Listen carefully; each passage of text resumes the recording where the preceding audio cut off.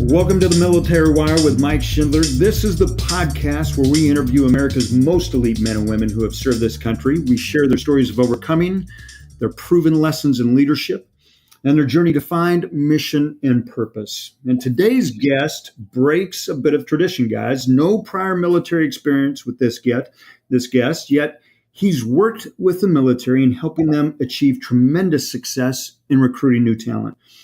He's helped individuals achieve personal and professional success through his books and through his talks. And speaking of books, he has written some must-reads for anyone pursuing sales, anything related to people, books like Sales EQ, People Love You, People Buy You, Objections. These are big things of people that if you're going into the sales trade or into the people trade for that matter, you need to pay attention to his books. He's been featured in Inc. magazine, Forbes, HuffPost, Entrepreneur magazine, and he's one of the most sought after and transformative speakers in the world today. Jeb Blount, welcome to the show. Thank you. I'm so glad to be here. Yeah, Jeb, this is awesome. Like I said, I've kind of broken tradition. Usually we have guys that have served this country. You have not. Before we went on air, you were talking about how you had to kind of get caught up into the whole military dynamic. And I love that. So you're going to bring a perspective to the show that we really haven't had before. You've got a new book that hit the market aimed at military recruiters called Fanatical Military Recruiting. The premise being that military recruiters are facing a new war, not necessarily a war on the battlefront, but a war for talent, and a war that you say must be won in order to maintain national security. Walk us through that. Tell us a little bit about what drove you to writing this book and why that is such a big issue today. The beginning was I wrote a book called Fanatical Prospecting for Salespeople that has been a worldwide bestseller. It's been a hit and it's sold in countries everywhere. It's translated in every different language, and it's primarily built for business-to-business sales professionals. And I'm on the road all the time speaking, so businesses hire me to come in, speak to their teams, do training, and my office would call me and say, hey, we just got an order for 50 books from a military base. And when they did that, I said, well, they asked me, how much did we charge them? And I said, well, charge them what we charge everybody else, but hold on to the books. I'm going to sign them all before you send them out. So I would go get the books, sign them all, thank the people for their service. I felt tremendously honored that the military was buying the books. But the orders kept coming, and there got to be a point where my curiosity got the best of me. So I picked up the phone and called a procurement officer in St. Louis and said, hey, why are you ordering these books? And she connected me with the command sergeant major for that particular recruiting unit. And we had a conversation, and he said, yeah, recruiters are reading this all over the place because we've got to do a lot of prospecting, and we like the concepts in the book. And at that point, I really that piqued my interest. And so I got a few more orders in, and then I had a few recruiters that were coming to our training classes online. And I got so involved in it because I recognized that what we were teaching wasn't quite enough. So I'd spent some time individually with these recruiters to help them out. I ended up calling their sergeant major and got on an airplane and went out and spent some time with their CSM and learned about recruiting and what was happening in recruiting, and realized that the recruiters were reading a lot of civilian sales books, and they were using it for training because it made sense to them. But there was a lot of that wasn't translating because military recruiting is just different than business to business sales. So giving quick, easy example, in business to business sales, I'm trying to take somebody's money from them. And in military recruiting, you're trying to give money to people. You're giving them a career, giving them options, you're giving them college education. You're giving them training in trades that they may not be able to get anywhere else. So it's a little bit of a different animal when it comes to recruiting and sales. A lot of the competencies cross over, but if you're trying to train recruiters sales skills, it doesn't always translate. So after spending some time with some recruiters, doing some training, having people bring me in, I realized that I needed to do something that was different. So I went to my publisher and I said, it's a really, really small niche. There's probably not a lot of money in this. I know publishers like to make money, but we should do this because it's the right thing to do. And my publisher, John Wiley and Sons, one of the largest business book publishers in the world, immediately said yes, signed up for the project, and then we spent basically a 2 year journey to learn military recruiting, break it down, and write this book. It's the first in a 3-book series to specifically focus on helping military recruiters fill up their recruiting funnel and win this war for talent. Man, this is so interesting because it to your point, Jeb. The military obviously they've got a framework for who they want, right? And then sometimes there's bonuses associated with that. To get somebody on board, it could be a very thriving, very fulfilling career, and really learning how to package that. But you said something. You said there's a battle to recruit and retain talent, which I found pretty interesting.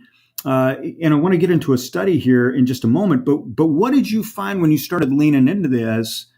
Understanding that fewer than 1% of our men and women in this country actually serve on active duty. Fewer than 7% have actually served this country.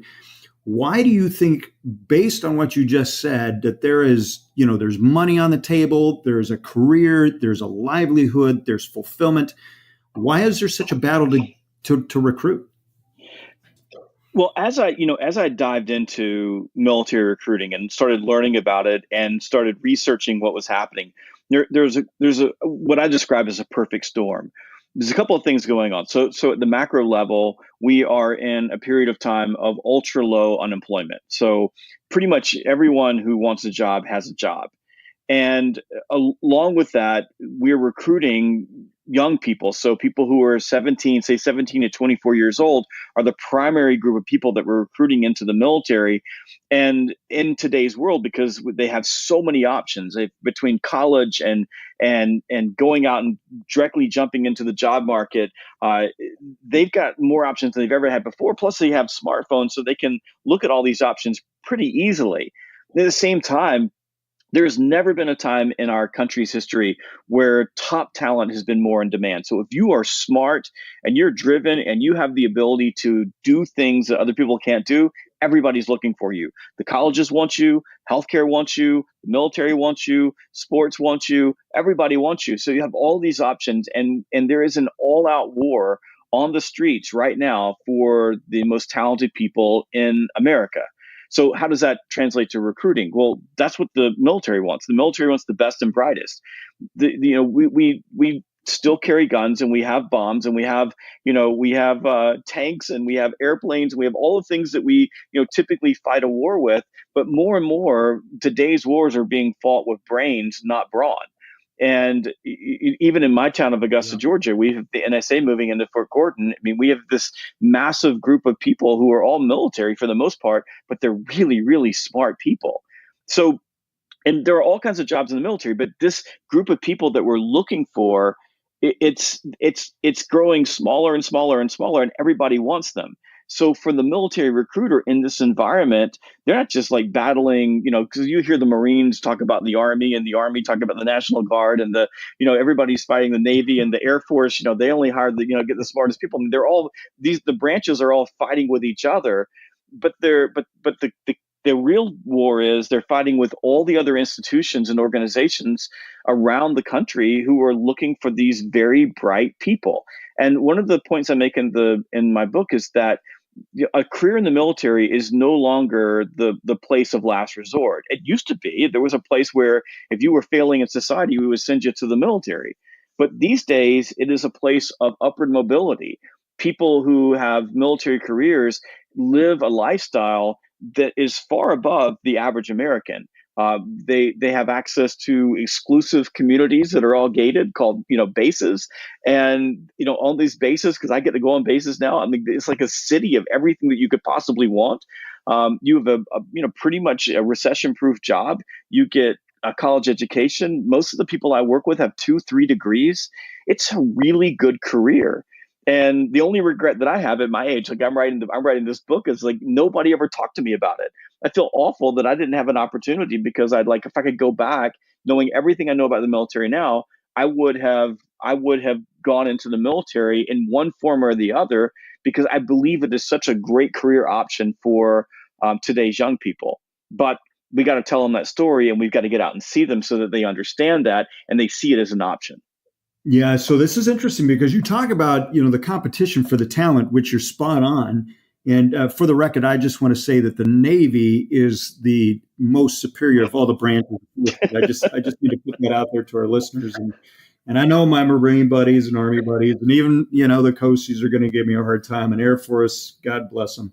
But it, there's a shrinking pool too. I think there was a study that came out a couple of years ago that talked about that 75% of our youth aren't even qualified for issues related to, physical fitness or having prior some form of some form of jail time or, run in with the law or, opioids, drug related. Are you finding that too is putting pressure on our recruiters that, listen, we got a shrinking base that we can recruit from. There's a lot of people that are trying to get to that base. And honestly, we've got 75% of our youth that don't even qualify because of 3 or 4 other reasons that honestly probably are in their control. They've chosen not to. And is that part of your message is, hey, wait a second, if we get the message out here that this could be a phenomenal career for somebody, you just got to get your stuff together. Did you find that as you were writing your book that, a lot of our youth don't even qualify because of these other reasons? I think it's more that we know that, like you said, only about 25% of the population qualifies. So because we've changed the way that we fight wars, that group of people is going to continue to shrink. It's not going to grow. We're not going to have, unless something bad happens and we have to go back to just bringing anybody in, and I don't foresee that happening anytime soon. Then the percentage of our population that will qualify for a military career will continue to shrink. So what's changed is for the military recruiter, they have to get out and find these people. They have to go out and get in front of them. They have to go out and tell the story. They have to be compelling. Now, add to that most of the military recruits are coming from a handful of states. That means that, up in the Northeast, for example, or out on the coast of California, where you have a more liberal population, where you have big cities, those cities are not producing as many people as, for example, the rural South produces a lot more people, which means that the people in those locations have less exposure to the military. They don't know people in the military. And one statistic that is a really strong statistic that should scare everyone is that people who have a relative who's been in the military have a much higher probability of joining the military than people who don't. But because we have fewer bases, we have fewer installations, we have fewer people in the military than ever before. We have the lowest active duty force since World War II at the moment. Then we have people in those areas that are not as exposed. So there are people in New York City right now, for example, that are qualified to be in the military. The recruiters have to go find them, and they have to go sit in front of them. The purpose of fanatical military recruiting was to say, you can't sit around and wait, and you can't hang out on Facebook all day long. You got to go out and talk to people. You got to go get face to face with them. You've got to be able to tell them the story of why this is a great career, and you've got to connect with them emotionally so that they want to join. And one point that I make over and over and over again is that people don't join the military. They join you. They enlist with the military recruiter first, then they enlist in the military. But if the recruiter's not out there having conversations, then they're not going to win. And one of the things people complain about, for example, is it's hard to recruit in some of these bigger cities. But I know recruiters who right now are crushing mission. They're winning the war for talent in those big cities because they're out there. They're having conversations. They're connecting with young people. They're doing the things that great military recruiters do and great salespeople do. They go out and have a lot of conversations. So the statistics are not in the military recruiter's favor.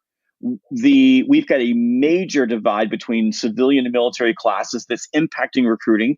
That is something that's way above my pay grade, probably above your pay grade. That's something that Washington needs to figure out because it's a cultural issue that we've got to get sorted out so that we can build a stronger military. But in the meantime, the military recruiter on the street has got to go out there and wage hand-to-hand combat. And that means having real conversations with people and sorting through the 75% that won't qualify and finding those 25% that will qualify and showing them why a career in the military can guarantee a very bright future for them. So how do they gain access though? I mean, there's a page in your book. It's like page 204. It's the four step face to face prospecting framework, which I love. I think everybody should read that. As a matter of fact, I think everybody should read that, regardless if they're going to go into the military or they're a recruiter, because it's just good. It's a good reminder of good people skills. But how do they gain access, Jeb? Because some schools across America don't even allow access anymore for recruiters to come on, even though I think they changed the laws in that regard, saying, you got to gain access, you got to allow them to have access. But there's still this kind of, hey, we really don't want the military on our high schools. What are you finding that they're running into that challenge? Is that still a challenge or not? Oh, there's no doubt. The law says that the military recruiters are guaranteed access, but the administrators and educators in those schools can, through their actions, create a no-go zone for military recruiters.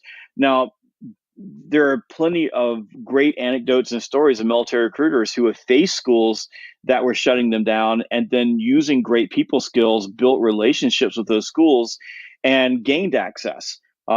Some of the military recruiters that do really, really well in schools, when you talk to the administrators, and the students even, they think that the recruiter works for the school because the recruiter is volunteering. They're being engaged. I tell a story in the book of one recruiter, for example, who every Wednesday goes to a pickup basketball game with a group of teenagers. And he does it every Wednesday. And about half of his enlistments come from those basketball games. And not always the people that he's playing basketball, but he builds trust. He has conversations with them, and then they introduce him to his friends. But there's certainly going to be those walls that are put up where you have a hard time getting into the school. So in those cases, you have to find other places in the community to reach out and have conversations with young people. One tactic that I was just on a discussion group, and we were talking about a situation where we needed to go find people. One tactic is just go to convenience stores and talk to the people that are the clerks, or go to McDonald's and talk to the person that's checking you out. These are young people who have employment and are probably looking for something else, and you can go get face to face with them. You've got to talk to every single person you can find everywhere you can find them, and that doesn't happen if you're sitting in your office or you're driving around looking at a windshield. As a recruiter, driving is not an accomplishment. Having a conversation with people is an accomplishment.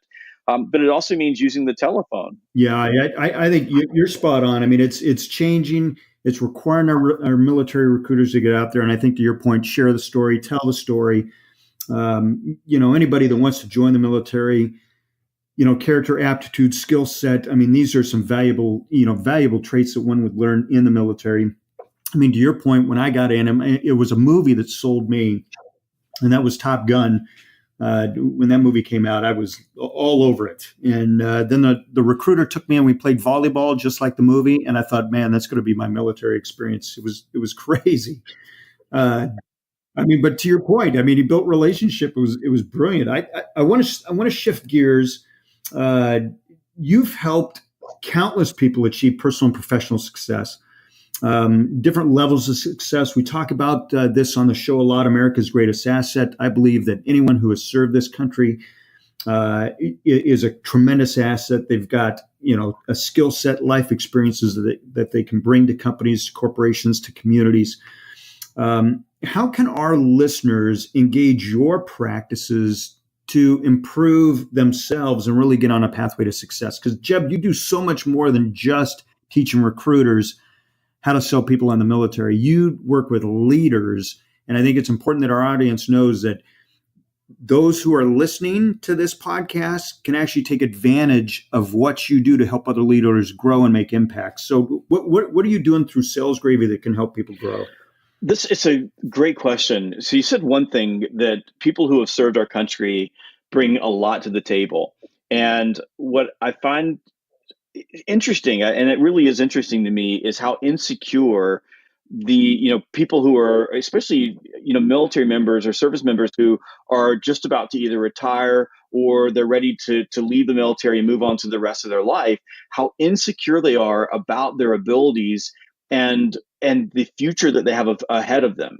And I've helped multiple service members just through this process of writing this book, because I've met so many people. I've helped them easily get jobs. I've called up the executives in the companies that I serve and said, hey, I've got this great person in logistics, or a person that does this, person that does this, and they don't even hesitate. They just hire them right on the spot. So one thing that you can use, especially if you're thinking about, okay, I'm going to move from military in the civilian world, if you take a look at what we do, from it sells gravy. We work a lot around human relationships, human influence frameworks, how to build your confidence, how to overcome the emotional hangups that you have, this insecurity that you have, so you can go out and confidently achieve what you deserve to achieve. You have the skills, you have the ability. It's all there.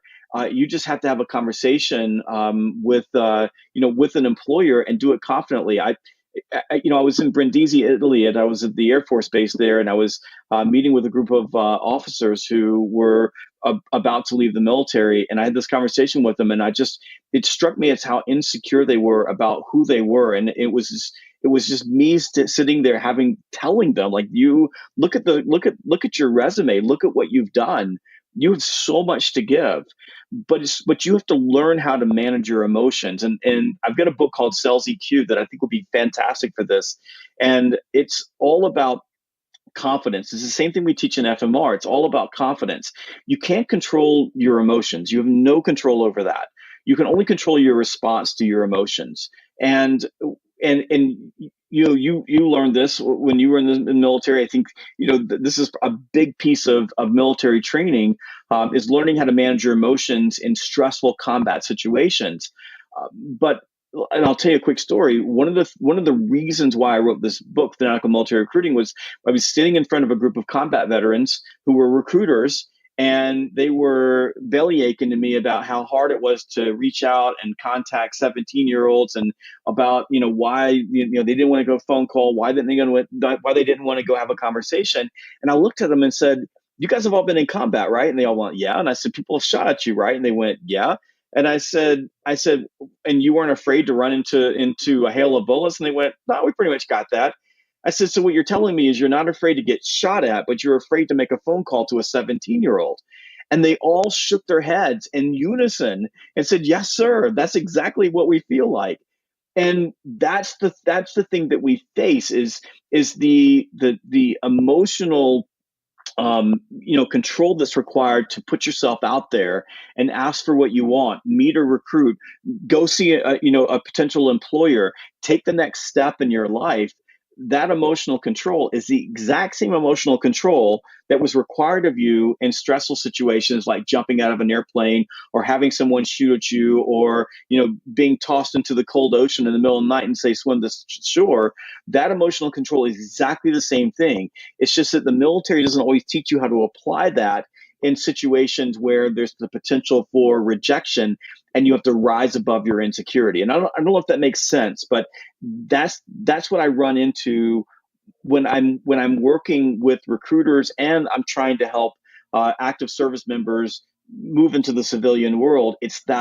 It's learning how to control their emotions in that situation where there's a potential for rejection. Yeah, that's so powerful. I think that's human nature, right? Oftentimes we don't want to put ourselves in a situation where we're going to get a personal rejection. And I think your book, like I said, I've only made it about 3/4 of the way through it. It's a great read, Jeb. Again, it's a great reminder of just how to deal with people, but certainly that self-talk too, which I think is so important to what you're addressing. I want to get to the one piece of advice, having dealt with folks that are transitioning, getting ready to transition.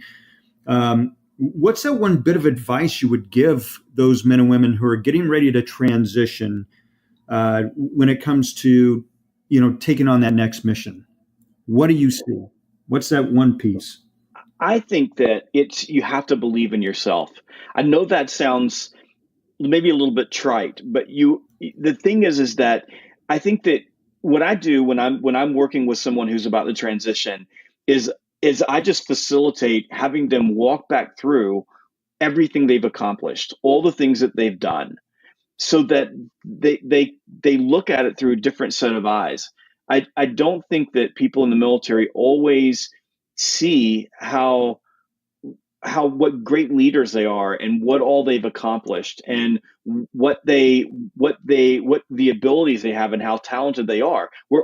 Think about it. We're already talking about people who are the top 25 percentile of our entire country who are in the military. You're already there.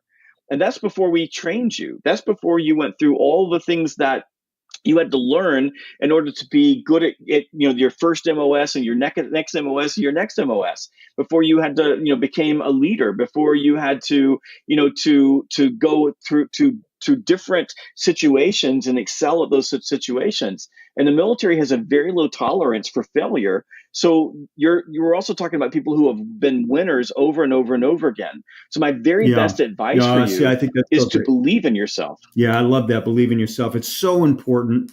And I think you're right. Sometimes in the military we hide behind our stripes or the bars on our collars, and we get a lot of we get a lot of external accolades, et cetera, people saluting, et cetera. And then you get into the civilian sector, and a lot of that disappears. You're starting over, so it's a new environment. And I think what I love, not what I think, what I know, what I love about what you're doing, Jeb, especially even with this book and some of your other books, is that you're helping people regain that sense of belief, that sense of confidence. I think it's awesome what you're doing. How do people find you, Jeb? How can they get in touch with you? How can they learn from you? Well, it's really easy. So if you want to learn more about fanatical military recruiting, you can go to fanaticalrecruiting.com. That's fanaticalrecruiting.com. You can learn more about me at jebblount.com, jebblount.com. My main website is salesgravy.com. So that's where all of our articles and resources are. I'm on every social network. I'm typically at salesgravy, but you can connect me on LinkedIn, Instagram, Twitter, at salesgravy. And then I'll leave you with a couple of things. If you listen to the podcast, you got a question, my direct email address is jeb at salesgravy.com, salesgravy.com. And just send me an email there, jeb at salesgravy.com. I'll be happy to answer any question you have. Jeb, that's awesome. Hey, I appreciate you being on the show. I appreciate your take. I love what you're doing. I love this book, Fanatical Military Recruiting. Jeb, your latest book came out in March.